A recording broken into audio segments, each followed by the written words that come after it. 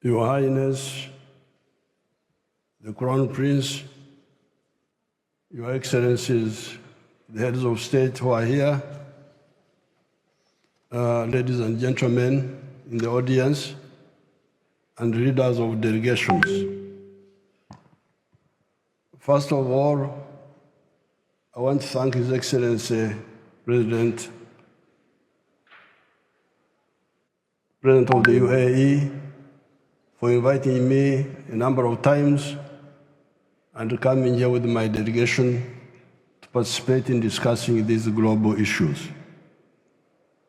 The topic I was given was transforming Uganda in a rising East Africa. Uganda has got a population of 46 million people and is part of the East African community with a combined population of 300 million people, all of whom are part of the CFTA, the Continental Free Trade Area of Africa, with a combined population of 1.4 billion people. Until 1900, Uganda was part of Africa that had limited direct linkages with outsiders. Indeed, the first non-black person to come to Uganda was an Arab man from Zanzibar, known as Ibrahim. At that time, our economy was pre-industrial, pre-capitalist, and pre-socialist, and traditional. The traditional African economy of that area was based on subsistence agriculture with quite a spectrum of artisan skills, such as blacksmith, carpentry, ceramics, etc. In the 70 years the British were in Uganda, typical of the colonies, they created a small enclave economy of the 3 C's and 3 T's. Enclave economy meant a small island of money economy surrounded by a sea of underdevelopment and moneylessness. The 3 C's were coffee, cotton, and copper, and the 3 T's were tea, tobacco, and tourism.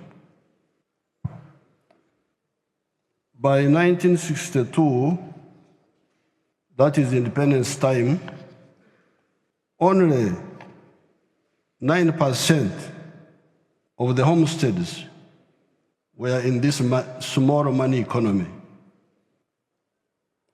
Owing to the wrong politics of the political actors, Uganda soon entered a period of crisis.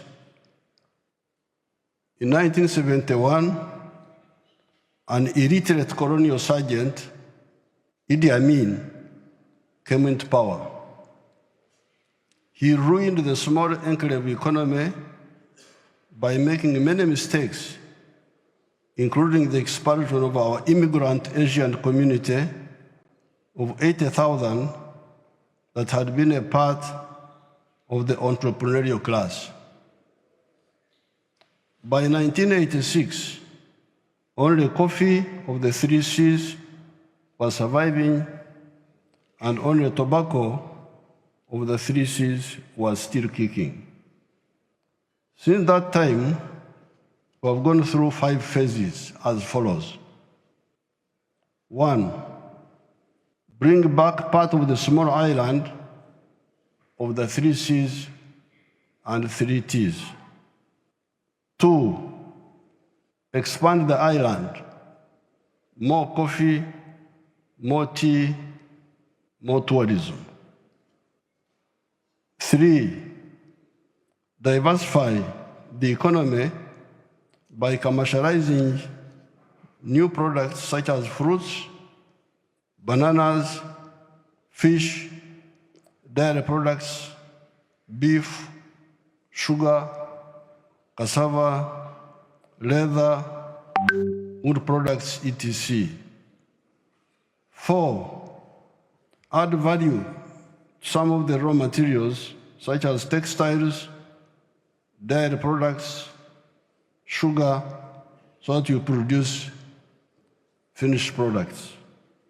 5, enter the knowledge economy by producing products of the intellect, such as automobiles, vaccines, etc.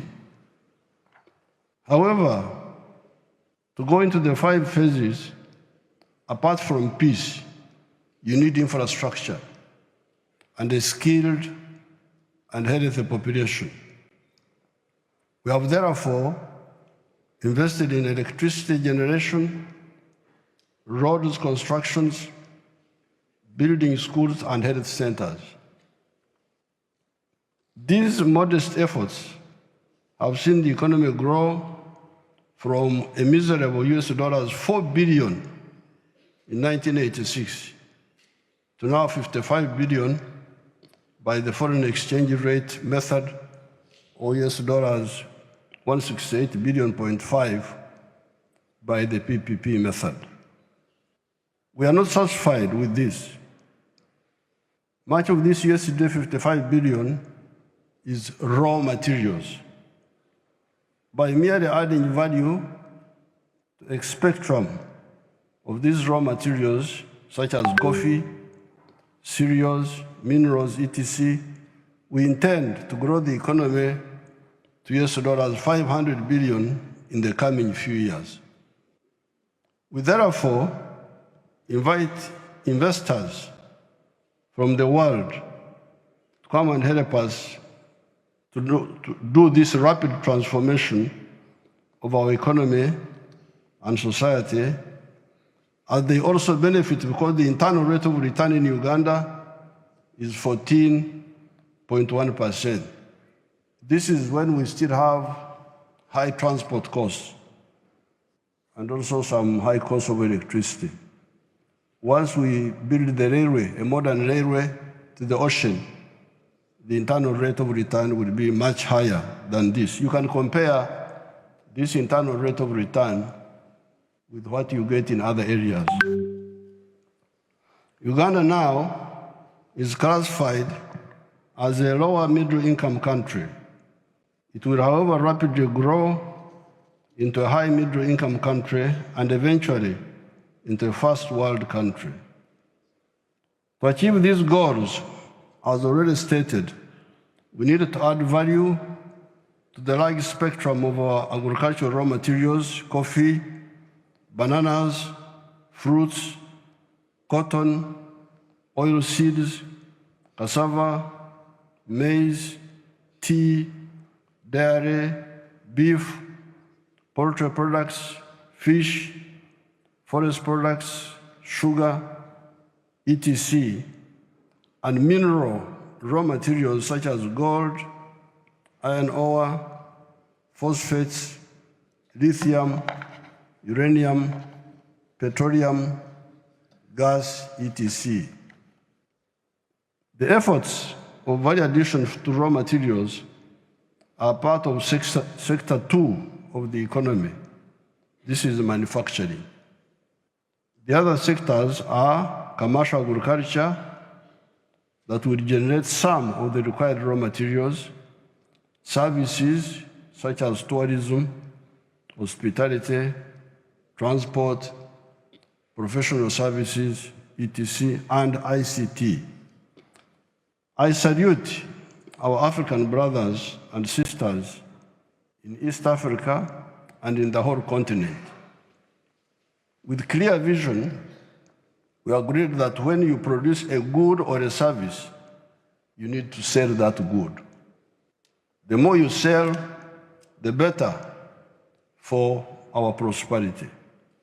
The internal market of Uganda, of 46 million people, is not enough to support large-scale sustained production of goods and services, especially when their purchasing power is still low. Already Uganda has got surplus of many products: maize, milk, beef, bananas, steel products, cement, tubes and tires, textiles, cassava products, etc., etc. How would the Ugandan economy grow if we did not have the East African market? If we did not have the COMESA market? COMESA is the common market of Central and East Southern Africa, and the wider African market under the CFTA, the Continental Free Trade Area. I would like, therefore, to assure investors from outside that the Africans have already laid down a lucrative market for investment by having a common market, the CFTA of the whole of Africa. When you invest in Uganda or any brother African countries, you have the assurance of this huge and growing market. The population of Africa will be 2.5 billion in the next 25 years. The population of Uganda will be 106 million in the next 25 years. What many people in the world do not know is that Africa, the origin of man, because all of you are former Africans if you don't know it, has been underpopulated for much of the 4.5 million years of human history, ever since the evolution of the Homo sapiens sapien. This was because Africa is good for man, but has also been good for man's enemies, such as mosquitoes, the tsetse flies, the microbes, etc., until recently, when modern science has enabled us to suppress these enemies of man. Africa is 12 times the size of India. You can put India 12 times into Africa and it will fit there, in land area, and with a lot of natural resources. However, India has been having a bigger population than Africa until recently. It's now that we have overtaken India and China for the first time in population size. The growth of Africa is now unstoppable. Future leadership in prosperity belongs to Africa without a doubt, as long as we are acting right. As a third-generation anti-colonial freedom fighter from Africa attending this gathering, I cannot end my remarks without commenting on the chaos and criminality that has been going on in the world, but in particular in the last 600 years. All sorts of criminalities have been committed by bankrupt, greedy, evil, but also ignorant actors. These actors make philosophical mistakes, they make ideological mistakes, they make strategic mistakes. To build global affluence and prosperity, these mistakes are not necessary. That's why I want to congratulate the UAE, especially the founder, Sheikh Zayed, for his vision of win-win win-win vision. We are tired of the parasitism of some of the actors. And that's why we say they are ignorant. Because if you are not fair, people will resist you. And that's what Africa did. And I am here as a third generation leader, fighter of Africa. The first generation was in 1912, when the ANC of South Africa was founded, to fight colonialism. People had colonized us. Imagine colonizing Africa. What are you thinking properly or what? You leave your home, you come to my home. That was the first generation, 1912. The African National Congress was founded in South Africa. The second generation are in the 1940s. People like Nkrumah, Mwalimu Nyerere, Jomo Kenyatta, many other leaders. And we are the third generation, we who came in the 1960s. So therefore, we are saying that these endless philosophical, ideological, strategic mistakes are not necessary. The world can be very prosperous when we work together in a win-win way. That's why I salute Sheikh Zayed for from what I have heard. We did not know much about the UAE. In the 1960s, we were working more with North Africa, with Egypt, Nasser, with Algeria. Gaddafi had come to Libya. Then I went to fight Idi Amin from 1971. When I came back, I heard of a place called Dubai. I have never heard of Dubai. People are coming to Dubai to buy things from Uganda. They were no longer going to UK.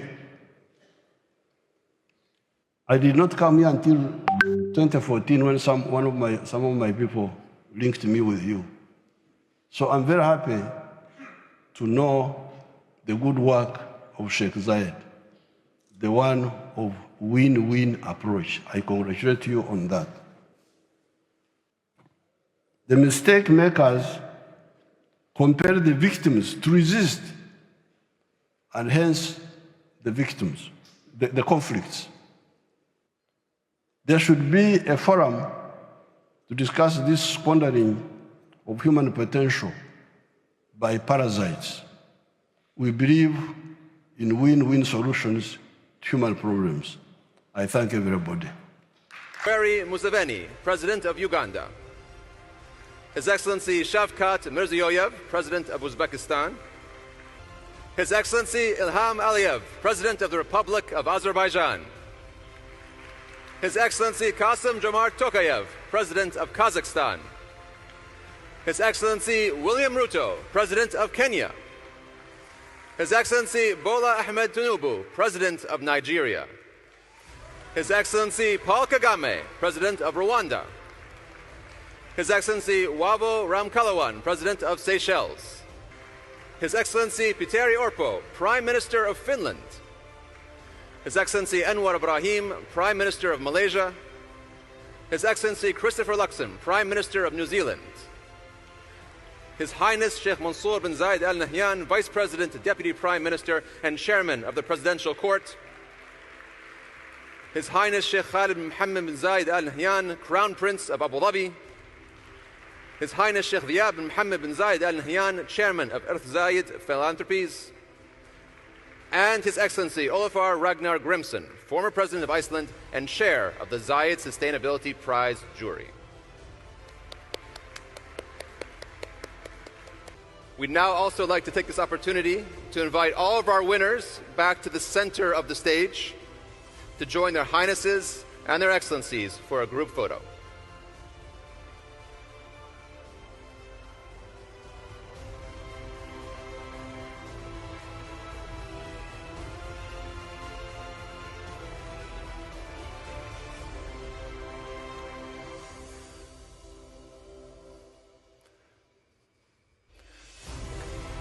open for the best possible photo.